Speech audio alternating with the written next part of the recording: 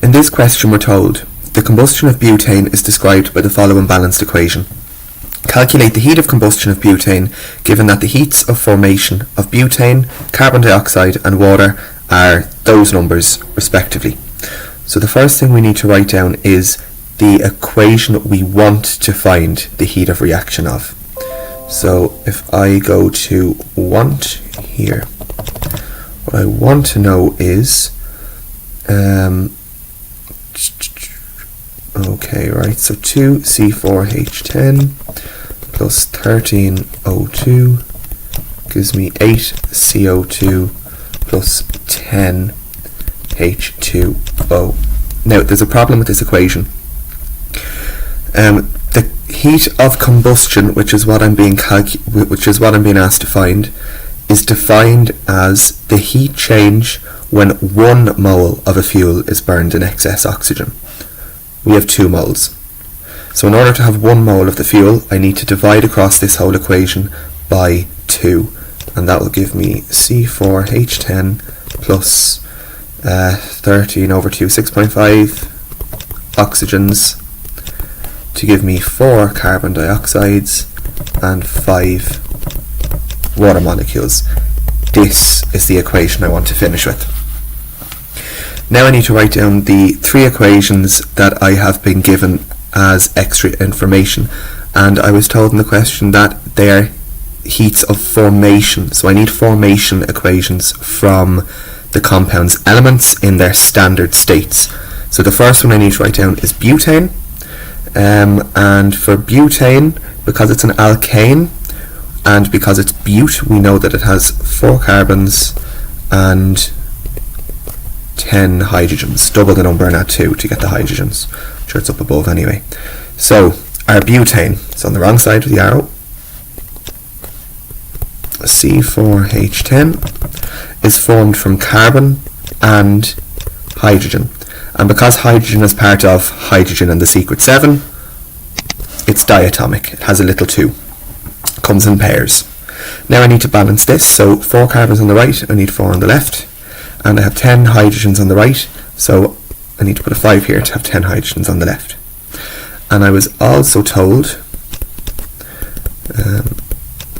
that the heat of formation of butane is minus 125 kilojoules per mole. So I have a value there for that. My next formation equation I need is for carbon dioxide. So I have carbon dioxide, 2 oxygens. So its elements in their standard states, we have carbon and oxygen, O2, because it's one of hydrogen and the secret 7. And if we look at that, it's already balanced, so that's fine. And we know that its heat of formation is minus 394 kilojoules per mole. Lastly, we need to write down the formation equation for water. So my third equation, I'm going to put water on the right hand side, and the elements involved there are hydrogen and oxygen. Again, they're both pairs because they're part of hydrogen and the secret 7. And now I need to balance this. So 2 hydrogens on the right, I have 2 on the left, that's fine. I have 1 oxygen on the right, I need 1 oxygen on the left, so I'll put a 0.5 in front of that. And that'll give me 1 oxygen on the left. And we're told up above again that its heat of formation is minus 286 kilojoules per mole. So I want to finish with this using these 3 equations. So I'm going to have to change them around to make them match. So if we look at equation 1 here, we'll see that what matches between them is we have a butane molecule and we have a butane, so they match. And we need to ask ourselves, do they have the same coefficient in front of them? They do, they both have a 1 in front of them, so I don't need to do any multiplication there. Do they both exist on the same side of the arrow? Now, in our main equation, butane is on the left hand side of the arrow, and in equation 1, our butane is on the right hand side of the arrow, so they're not on the same side as each other. So what I'm going to have to do with this equation is flip it around.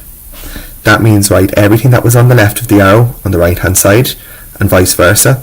And I also need to change the sign of my delta H value. So from minus 125 it will become plus 125. Okay, what can I match now in my second equation, in equation 2?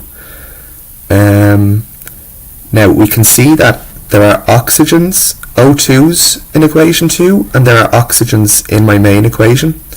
But I could also match carbon dioxide with carbon dioxide.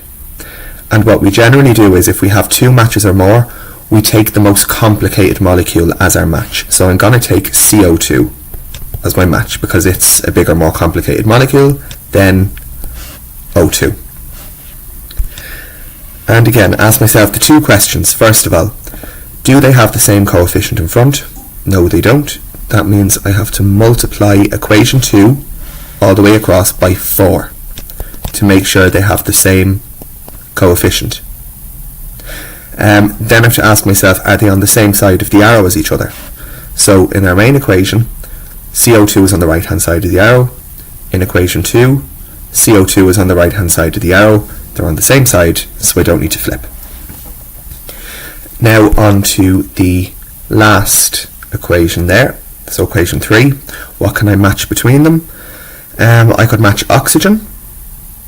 So I have oxygen in equation 3 and I have oxygen in the main equation, or I could match the waters. Now again, water is the most complicated molecule there that matches, so it's the one we're going to match up. So same questions again. Do they have the same coefficient? No. So I need to multiply by 5 to make the coefficients the same. And remember, when we're multiplying the equations by these numbers, we also need to multiply our delta H values. Do I need to flip? No, I don't, because they're both on the right hand side of the arrow. So I'm going to take these numbers and we're going to actually do the maths on them. So first one, equation 1, I need to flip it. So I'm going to have C4H10, so just change the sides that everything's written on, 4C plus 5H2. And that means I have to change the sign of my delta H value. Equation 2, I need to multiply everything by 4. So it's going to be 4 C's and 4 O2's give me, hold on, 4 CO2's. And I need to multiply that by 4 now.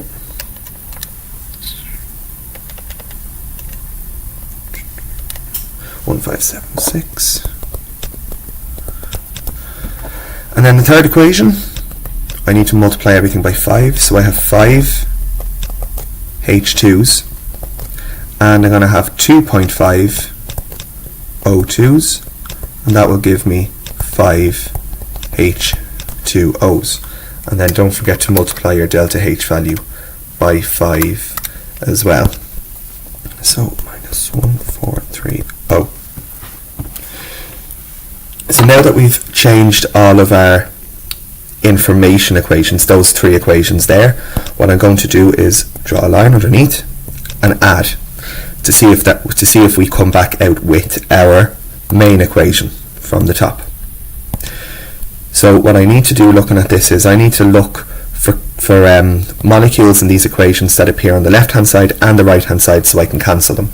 So we can see that we have 4 carbons on the left hand side here and 4 carbons on the right hand side there, so they can cancel. I have 5 H2s here and 5 H2s there, they can cancel. Is there anything else? No, everything there is kind of unique on its own, I can't cancel them.